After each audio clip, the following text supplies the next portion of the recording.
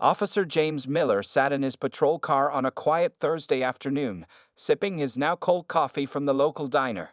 His eyes narrowed as he watched the steady flow of traffic along Oak Street, one of the main roads connecting the suburbs to the city's medical district. After 15 years on the force, he had developed what he called his instincts, for what others might recognize as something far more troubling. The digital clock on his dashboard read 2:45 p.m. when a sleek, black Mercedes caught his attention. Behind the wheel sat a young black woman, with another who looked identical in the passenger seat.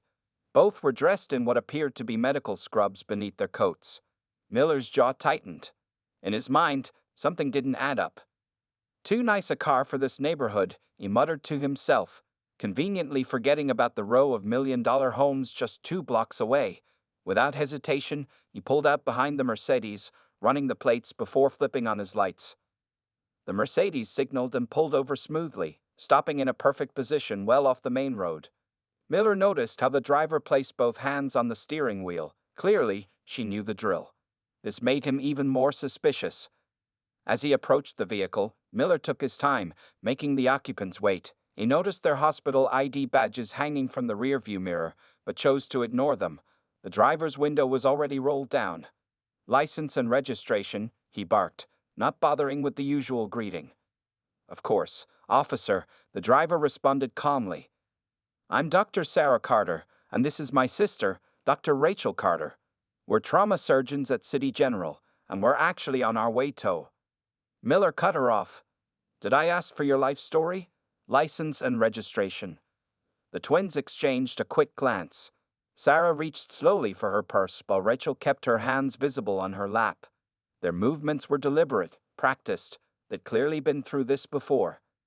As Sarah handed over her documents, Rachel spoke up, her voice steady but urgent. "Officer, we really need to explain. We've been called in for an emergency surgery. There's been a major accident and..." "Ma'am, one more word, and we're going to have a problem," Miller interrupted, his hand resting meaningfully on his belt. "Your sister can explain to the judge why she was doing 58 in a 45 zone." This was a lie. They had been driving exactly at the speed limit, but Miller had long since mastered the art of finding violations where none existed. He returned to his patrol car, taking his time with the paperwork while watching the twins in his rearview mirror. They sat perfectly still, hands visible, faces forward. His radio crackled to life. "All units in the vicinity of City General, be advised. Incoming trauma case. Multiple vehicles involved. All available medical personnel are being called in." Miller ignored it, continuing to write up the ticket with painstaking slowness. He saw the twins checking their phones, their faces growing increasingly concerned. Still, they remained silent and cooperative. Just as he was about to exit his vehicle, his personal phone rang. The number was unfamiliar, but something made him answer it. "Is this Officer James Miller?" a voice asked. "Yes, who's this?" "Sir, this is Nurse Martinez from City General Emergency Department. Your daughter Emma was just brought in. She was involved in a multi-car accident on Highway 27. Her condition is critical, and we need your immediate authorization for emergency surgery." The world seemed to stop. Miller's hand began to shake. "Emma? But she was just at school." "Sir, you need to get here as soon as possible. The trauma team is being assembled, but we need your consent for..." Miller didn't hear the rest. His eyes snapped to the Mercedes in front of him, where the Carter twins were now receiving messages on their phones. He watched as they spoke urgently to each other, clearly discussing something important. With trembling fingers, he finally looked at their credentials properly. Dr. Sarah Carter and Dr. Rachel Carter, Chief Residents, Trauma Surgery, City General Hospital. The same hospital where his daughter now lay fighting for her life. The same doctors who were being called in for emergency surgery. The same surgery that he had been delaying with his unfounded traffic stop. Miller's throat went dry as the full weight of his actions began to sink in. He had let his prejudices potentially cost precious minutes. Minutes that his own daughter might need to survive. He stepped out of his patrol car, his legs barely supporting him. As he approached the Mercedes again, the contempt in his voice was replaced by something else entirely: fear. Officer Miller approached the Mercedes with shaking hands, his entire demeanor transformed. The twins looked up at him, their expressions professional but guarded. Before he could speak, Dr. Sarah Carter was already showing him her phone screen. "Officer, we just received the trauma alert. Multiple casualties from a highway accident, including a teenage girl in critical condition. We're the on-call trauma surgeons, and every minute." "That's my daughter," Miller interrupted, his voice breaking. "Emma Miller. She's 16. Please, I just got the call." The twins' expressions shifted instantly from restrained frustration to focused determination. Dr. Rachel Carter was already on her phone, calling the hospital while her sister started the car. "This is Dr. Rachel Carter. We're en route, delayed by traffic stop. Inform our team to begin prep. Tell Dr. Matthews to start initial assessment." She looked at Miller. "Officer, we need to get there immediately. Will you provide escort?" Miller nodded numbly, rushing back to his patrol car. His hands trembled so badly he could barely grip the steering wheel. As he activated his sirens, the Mercedes pulled out in front of him, and together they sped toward City General. During the 5-minute drive, Miller's mind raced with bitter realizations. If he hadn't stopped them, they would already be at the hospital. If he hadn't let his prejudices guide his actions, they might have had precious extra minutes to prepare for Emma's arrival.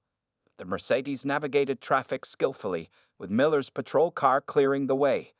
Through his windshield, he could see the twins coordinating on speakerphone, already discussing surgical strategies and giving orders to their team. They pulled into the emergency entrance of City General, where hospital staff were waiting. The twins jumped out of their car, not even bothering to park properly. Dr. Sarah Carter tossed her keys to a waiting orderly, while Dr. Rachel Carter was already putting on a surgical cap. "Officer Miller, follow us," Dr. Sarah called over her shoulder as they rushed inside. Miller trailed behind them, feeling out of place in his uniform among the medical personnel rushing back and forth. They reached the trauma bay where Emma lay surrounded by medical staff. Miller's heart nearly stopped when he saw his daughter. Her face was badly cut, her school cheerleading uniform soaked with blood. Machines beeped urgently around her. Stats dropping. A nurse called out, "BP 80/40 and falling. Get her to OR3 now," Dr. Rachel ordered, while Dr. Sarah turned to Miller. Her voice was firm but compassionate. "Officer Miller, we need your consent for emergency surgery. Emma has internal bleeding and possible head trauma. Every second counts. Do we have your permission?" Miller nodded frantically, scribbling his signature on the forms a nurse thrust at him. He watched helplessly as they wheeled his daughter toward the operating room, the twins jogging alongside the gurney, already calling out orders. "Type and cross for 6 units. Get CT on standby. Tell anesthesia we're coming up." At the OR doors, Dr. Sarah paused briefly. Gone was any trace of the woman Miller had profiled and harassed just minutes earlier. In her place stood a confident surgeon, ready to save his daughter's life. "Officer Miller, we'll do everything we can for Emma. The waiting room is down that hall. Someone will update you regularly." She met his eyes directly. "An officer? Despite what happened earlier, know that your daughter will receive our absolute best care. That's who we are." With those words, she disappeared through the doors, leaving Miller standing alone in the hallway, his world completely turned upside down. He stared at the closed doors, remembering how he treated them during the traffic stop, the suspicion, the condescension, the barely veiled hostility. Now these same women held his daughter's life in their hands. A kind-faced nurse led him to the waiting room, where he sank into an uncomfortable chair. His uniform, usually a source of pride, felt heavy and constraining. He thought about all the traffic stops he'd made over the years, all the assumptions he'd jumped to, all the lives he might have impacted with his biased actions. The wall clock ticked loudly in the quiet room. Each second reminded him of the time he'd wasted during the traffic stop. Each minute that passed was another minute his daughter spent fighting for her life, under the care of 2 doctors he had wrongly judged. Miller buried his face in his hands, the weight of his actions crushing down on him as he waited for news about Emma's condition. 2 hours crawled by in the waiting room. Officer Miller had abandoned his chair and now paced restlessly, his boots squeaking against the polished floor. He'd removed his uniform jacket, and his badge felt like it weighed 1,000 pounds on his chest. Every time the OR doors opened, his heart jumped, but it was never news about Emma. He watched other families receive updates from different doctors, some crying with relief, others collapsing in grief. Still, he waited. Finally, Dr. Rachel Carter emerged, still wearing her surgical cap but having changed her bloody scrubs. Miller rushed forward, his face pale with worry. "Emma is stable for now," she said immediately, seeing the fear in his eyes. "Sarah is continuing with the main surgery, but I wanted to update you personally on what we found." She led him to a quieter corner of the waiting room, her manner professional yet gentle. "Your daughter suffered significant internal bleeding from the impact. The airbag saved her life, but she has a ruptured spleen that we're removing. There's also some swelling in her brain that we're monitoring closely." Miller slumped against the wall, his legs weak. "But she'll live?" "We're doing everything we can," Dr. Rachel replied carefully. "The next few hours are critical.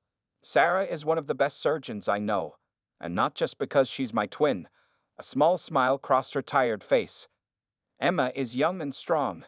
That's in her favor." Miller looked at the floor, shame washing over him. "Dr. Carter, about earlier, I need to apologize. The way I treated you and your sister." She held up a hand, stopping him. "Officer Miller, right now our only concern is your daughter. We can discuss everything else later." As if on cue, her pager beeped urgently. She checked it, her expression turning serious. "I need to get back. Someone will come update you again soon." She turned to leave, but Miller called after her. "How long? How long will the surgery take?" "Several more hours at least," she answered. "If you want to understand more about what's happening, you can observe from the gallery. Sometimes it helps families to see their loved ones being cared for, even if it's difficult to watch." Miller nodded gratefully, and a nurse led him to the observation room above OR3. Through the large window, you could see the organized chaos below. Dr. Sarah Carter stood at the operating table, her movements precise and confident as she worked to save Emma's life. Medical instruments gleamed under bright lights. Monitors displayed Emma's vital signs. Nurses moved efficiently around the room, anticipating the surgeon's needs before they were even voiced. Dr. Rachel returned to the OR, quickly scrubbing in to rejoin her sister. Miller watched in awe as the twins worked in perfect sync, barely needing to speak to communicate. Their hands moved with incredible skill, their focus absolute. From his vantage point, Miller could see other details he'd missed before. The way Dr. Sarah's forehead creased in concentration when Emma's blood pressure dipped. How Dr. Rachel's eyes never left her work, even when wiping sweat from her brow. The gentle way they handled Emma's unconscious form, as if she were their own daughter. These were the same women he treated with such disrespect just hours ago. The same women he'd assumed couldn't afford their car, couldn't possibly be doctors, couldn't be telling the truth about their emergency. A memory flashed in his mind. Sarah's hands placed carefully on the steering wheel during the traffic stop, Rachel keeping her movements slow and deliberate. He realized now they weren't just following police protocol, they were trying to stay alive. How many times had they been profiled before? How many officers like him had made assumptions about them based solely on their appearance? Yet here they were, fighting to save his daughter's life with everything they had. Below, an alarm started beeping rapidly. Miller pressed closer to the glass as the surgical team's movements became more urgent. Dr. Sarah called out orders in a clear, steady voice while Dr. Rachel worked quickly to address whatever had gone wrong. Miller's heart raced as he watched, feeling completely helpless. All his authority as a police officer meant nothing here. He couldn't protect Emma. He couldn't help her. All he could do was watch and pray that these two remarkable doctors, women he had wrongly judged, would be able to save his little girl's life. In the OR, the twins continued their work, unaware of his tortured thoughts as they focused on their single mission, keeping Emma alive. The observation room grew darker as evening settled in, but Miller barely noticed. His eyes remained fixed on the operating room below, where the Carter twins continued their intricate work to save Emma's life. The latest crisis had been managed, a dangerous drop in blood pressure that had made his heart stop, but he knew they weren't out of danger yet. A soft knock on the door made him turn. A young nurse entered with a cup of coffee and a sandwich. "Dr. Rachel asked me to bring you something," she said kindly. "She mentioned you hadn't eaten since this started." Miller accepted the coffee but couldn't imagine eating. "How long have they been operating?" he asked, realizing he'd lost all track of time. 5 hours now, the nurse replied, checking her watch. "They haven't taken a single break." She paused, then added, "You know, we were all worried when we heard it was your daughter." The Carter sisters. Well, they've had some difficult experiences with local police. Miller's grip tightened on the coffee cup. What do you mean? The nurse hesitated, then continued in a lower voice. Last year, Dr. Sarah was pulled over 3 times in 1 week. Once, they made her lie on the ground because they said her medical license looked fake. Dr. Rachel had to come verify her identity while wearing her surgical scrubs. Miller felt sick. He'd done similar things himself, hadn't he?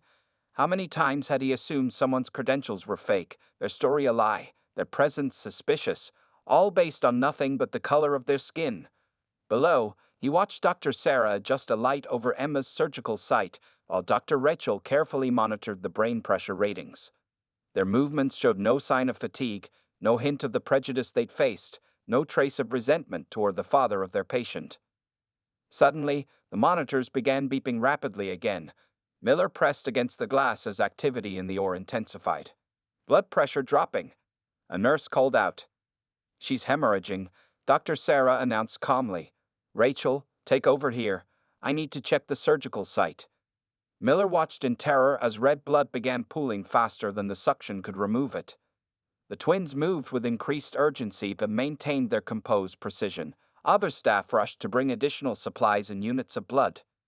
Come on, Emma, Miller whispered, pressing his palms against the cold glass. Fight, baby girl, please fight.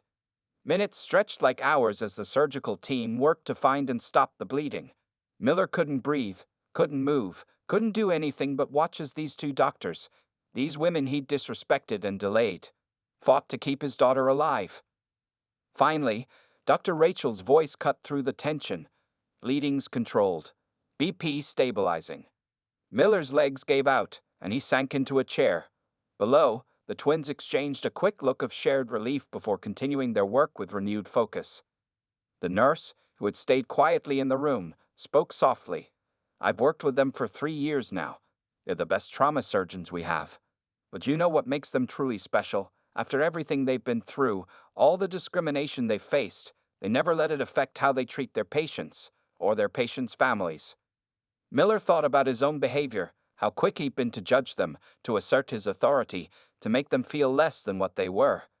Now he sat watching helplessly as these same women held his daughter's life in their skilled hands. Through the glass, he could see Dr. Sarah's eyes crinkle slightly, the only visible part of her face above her surgical mask, as she said something that made her sister nod in agreement. Despite their exhaustion, despite the high stakes, despite everything that had happened earlier that day, they remained focused and professional. We're lucky, the nurse continued, heading toward the door. Most doctors would have transferred a case if they had history with a patient's family. But when they heard it was your daughter, they didn't hesitate. That's who they are. She left Miller alone with his thoughts and his shame, watching the careful dance of surgery continue below. The monitors showed Emma's heartbeat, steady now, strong. Like her father's prejudices, the latest crisis had been overcome. But Miller knew that while the twins might save his daughter's life tonight, he had much deeper wounds to address within himself. After 7 grueling hours of surgery, Dr. Sarah Carter finally stepped back from the operating table, while Dr. Rachel began closing Emma's surgical sites.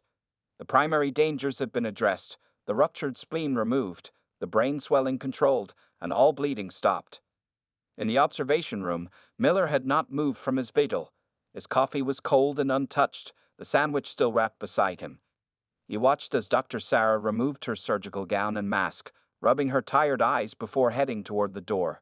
A few minutes later, she appeared in the observation room. Officer Miller, she said softly, her voice hoarse from the long hours of surgery. Emma's stable. We've done everything we can for now. The next 24 hours will be critical, but I'm cautiously optimistic. Miller stood on shaky legs. Thank you, he whispered, his voice breaking. Thank you for saving her. Dr. Sarah's expression softened slightly. She'll be in recovery soon. You can see her in about an hour, once we've settled her in the IQ. She picked up Emma's chart, making some final notes. She's a fighter, your daughter. Her vitals stayed strong even during the most difficult parts of the surgery. Miller nodded, unable to speak. He watched as Dr. Rachel finished the final sutures below, her movements still precise despite the exhaustion she must have been feeling. Dr. Carter, He started, then corrected himself. Dr. Sarah, I need to say something. She looked up from the chart, her face neutral but attentive. What I did today, the way I treated you and your sister, it was wrong. Completely wrong. His voice shook with emotion. I've been a police officer for 15 years, and I told myself that my actions were about instinct, about experience. But today showed me the truth. I judged you based on nothing but prejudice, and I'm deeply ashamed. Sarah listened quietly, her expression unreadable. Below them, Rachel had finished the closing sutures and was directing the team to prepare Emma for transport to recovery. You know what the hardest part of medical school was? Sarah finally asked, surprising Miller with the question.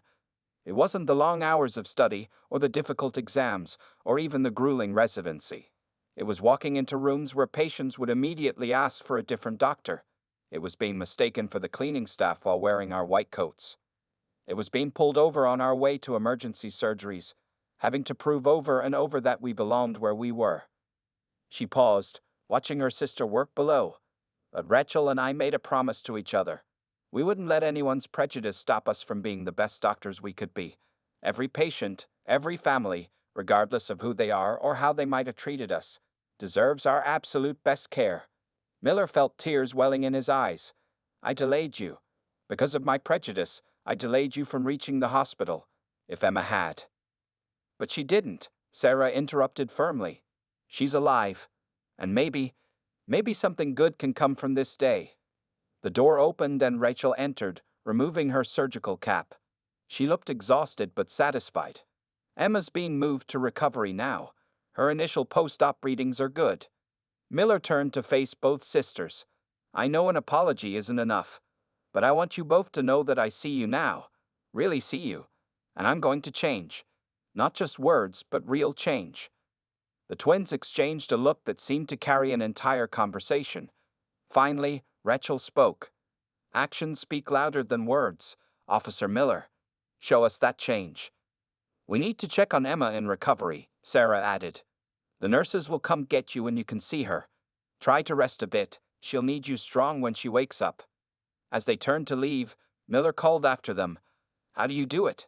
How do you keep going, keep caring, when people like me? Sarah paused at the door. Because every life matters, Officer Miller. Even those who might not think ours do. With that, the sisters left, heading to continue their care for Emma. Miller sat back down heavily, watching through the now empty OR window as the cleaning staff prepared the room for the next surgery. His daughter was alive, safe by two women he had wrongly judged. He pulled out his phone and began composing an email to his police captain. It was time for some real changes in their department's training and policies. The pediatric ICU was quiet except for the steady beeping of monitors when Miller was finally allowed to see Emma. His daughter lay still in the hospital bed, looking small and fragile among the tubes and machines. Her long brown hair, so carefully styled for cheerleading practice that morning, had been partially shaved for the surgery. Dr. Rachel Carter stood beside the bed, checking Emma's vital signs while Dr. Sarah reviewed the latest test results on a tablet. Both sisters looked exhausted but remained focused on their patient's care. Her intracranial pressure is normal, Sarah reported, showing the readings to her sister. No signs of increased swelling. Rachel nodded, making a small adjustment to one of the IV drips. Blood pressure's been stable for the last hour. That's a good sign. Miller stood at the foot of the bed, his police uniform wrinkled from the long hours of waiting. He watched as the twins worked in perfect synchronization, their earlier interaction with him seemingly forgotten as they concentrated on Emma's care. A soft moan from the bed made all three adults freeze. Emma's fingers twitched slightly, and her eyelids fluttered. Emma? Miller moved closer, his heart racing. Baby girl, can you hear me? Dr. Sarah quickly moved to Emma's side, pulling out a small penlight. Emma, if you can hear me, try to squeeze my hand. She gently took Emma's right hand while shining the light in each of her eyes. To everyone's relief, Emma's fingers gave a weak squeeze. Her eyes opened slowly, confusion evident in her gaze. Oh, what happened? She whispered, her voice hoarse. You were in an accident, sweetheart, Miller explained, tears running down his face. But you're okay now. These doctors saved your life. Emma's eyes moved slowly between the Carter twins. Two of you? She mumbled, still groggy from the anesthesia. Am I seeing double? Dr. Rachel smiled warmly. We're twins. I'm Dr. Rachel, and this is my sister, Dr. Sarah. We've been taking care of you. Like the twins on my squad, Emma said softly, her words slightly slurred. Jasmine and Jessica. They're the only black girls on the cheerleading team. Some people said they only made it because of diversity, but they're the best flyers we have. Miller felt his chest tighten at his daughter's words. How many times had he made similar assumptions about people? How many times had he passed those prejudices on to his daughter, even unintentionally? Dr. Sarah checked Emma's surgical sites while Dr. Rachel made notes in the chart. Getting on any team should be about talent, Sarah said gently. Just like becoming a doctor should be about skill and dedication, not about what you look like. Emma nodded slightly, then winced. My head hurts. That's normal, Rachel assured her. You had quite a serious injury, but you're doing very well. We'll give you something for the pain in a moment. As Rachel adjusted Emma's medication, Sarah turned to Miller. She'll probably drift in and out of sleep for the next few hours. That's completely normal. One of us will be checking on her regularly throughout the night. Miller nodded gratefully. You must be exhausted. Surely other doctors could. We see our cases through, Sarah interrupted firmly. Emma is our patient, and we'll make sure she receives continuous care until she's stable enough for transfer to a regular room. Emma's eyes were already closing again as the pain medication took effect. Dad, she murmured. I'm here, baby. The doctors. They're like angels. Two of them, watching over me.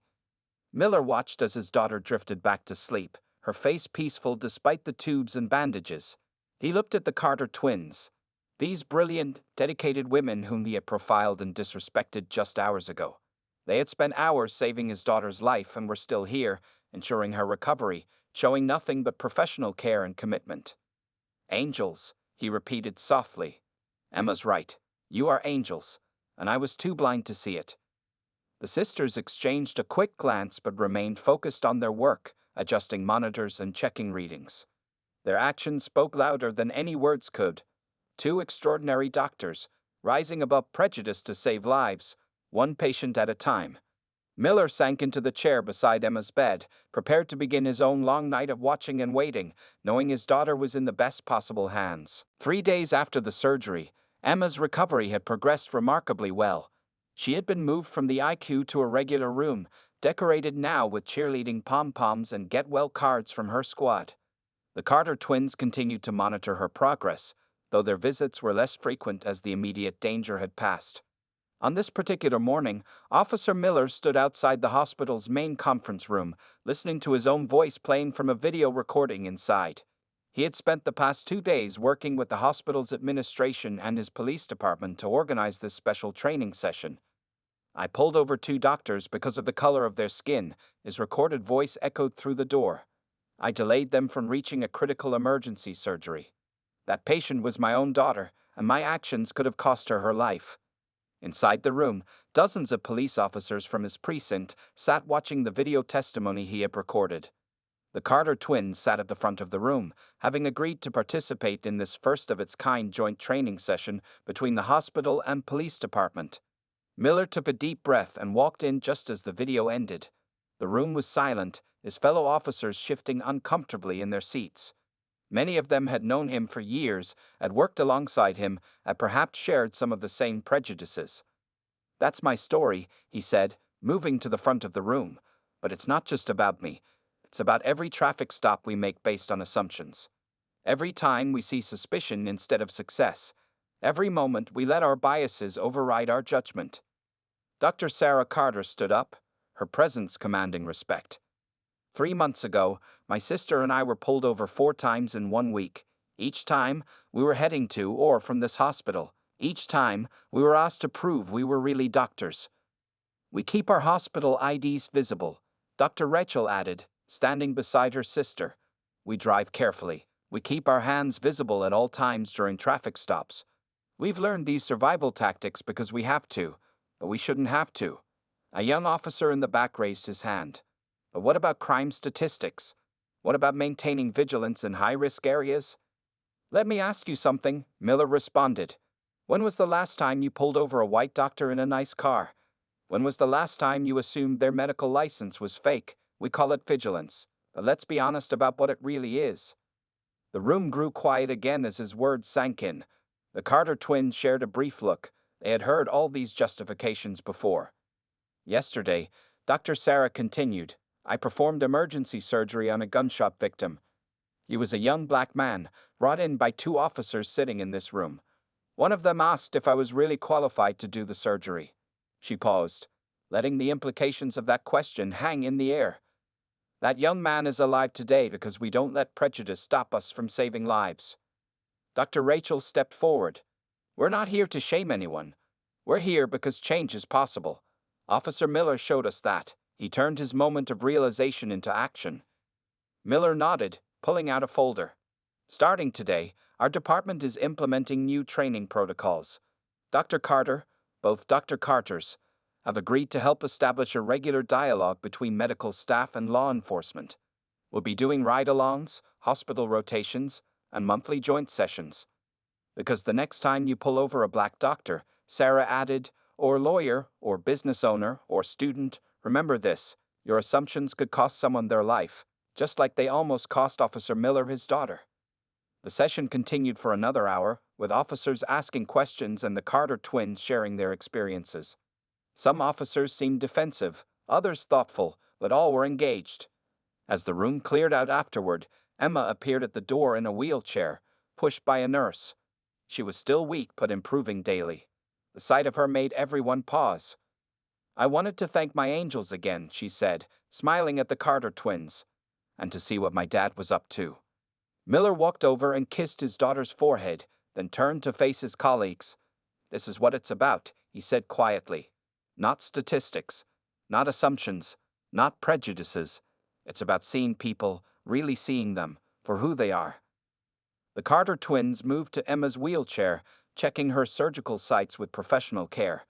Their presence in the room, their skill, their dignity in the face of prejudice, spoke volumes more than any training session could. 6 months after Emma's accident, Officer Miller stood at a podium in the City General Hospital's main auditorium. The room was packed with police officers, medical staff, local media, and community members. Behind him sat the Carter twins, along with Emma, now fully recovered and back on her cheerleading squad.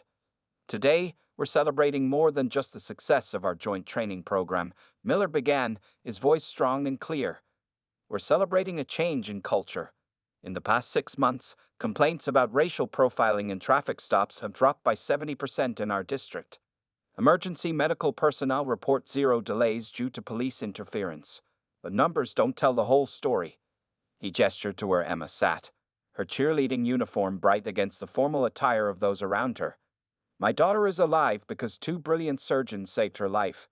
2 surgeons whom I profiled, disrespected, and delayed just minutes before learning she needed their help. That day changed me forever, but more importantly, it started a change in our entire department. Dr. Sarah Carter stepped up to the podium next, her white coat crisp and professional. When Officer Miller first proposed this training program, my sister and I were skeptical. We'd heard promises of change before. But this was different. This was action, not just words. Dr. Rachel joined her sister. In the past 6 months, we've had police officers shadow us in the ER. They've seen firsthand what delays can mean in emergency medicine. And we've ridden along with officers, helping them understand our perspective as both medical professionals and black women. From her seat, Emma watched proudly as her father and the doctors who saved her life continued to change their community. She thought about Jasmine and Jessica, her twin teammates, who no longer got pulled over on their way to cheerleading practice. She thought about her own prejudices that she never even recognized before the accident. The ceremony continued with awards and recognitions. Other hospitals had begun adopting their training program. Police departments from neighboring cities were sending representatives to learn from their experience. Real change was happening, rippling outward from one terrible but transformative day. After the ceremony, Miller found the Carter twins in the hospital corridor, preparing for their next surgery. You've done more than save my daughter, he said quietly. You've helped save the soul of our department. Dr. Sarah adjusted her surgical cap. Change happens one person at a time, Officer Miller. You are ready to change. Not everyone is. But those who are ready need to see it's possible. Dr. Rachel added. That's what this program shows them. Emma appeared beside her father, walking with the confident stride of someone who had faced death and emerged stronger. Dad, can we still stop for ice cream after my checkup next week? Of course, sweetheart. But first, he turned back to the twins. We have something for you. Emma pulled out 2 small boxes from her cheerleading jacket. Inside each was a silver angel wing pendant. You called them angels that night, Miller reminded his daughter. And they are, Emma said, holding out the boxes to the Carter twins. Angels in surgical caps.